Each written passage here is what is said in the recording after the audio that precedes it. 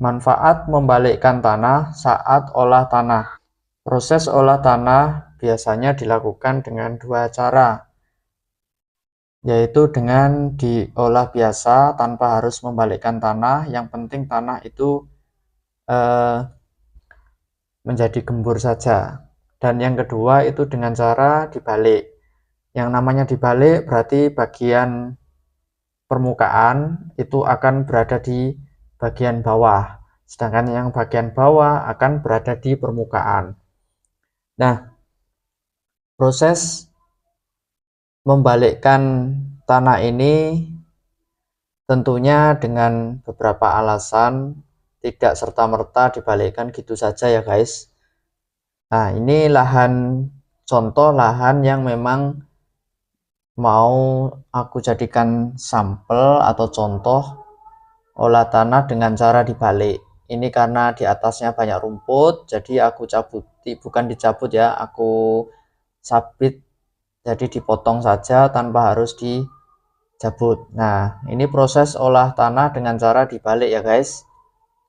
Jadi dicangkul, kemudian agak seperti dituangkan gitu guys, biar yang atas jadi di bawah dan sebaliknya.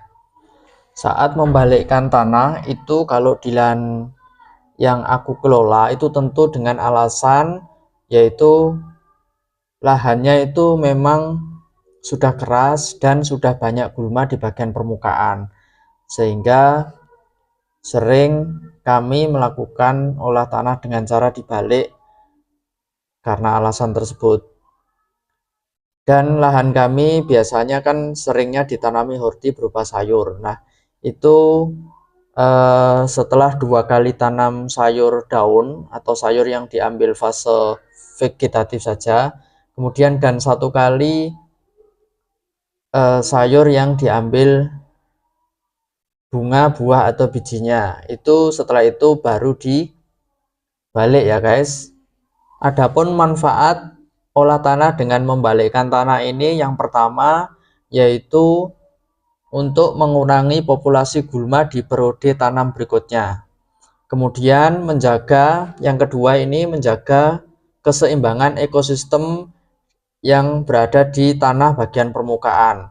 Jadi nanti kandungan oksigen, kelembaban, kemudian cahaya, porositas dan lain-lain, dan faktor pendukung lainnya itu akan seimbang. Jadi termasuk juga bakteri ya guys. Jadi bakteri pertumbuhannya itu biar seimbang, jadi dibalik seperti yang aku jelaskan tadi.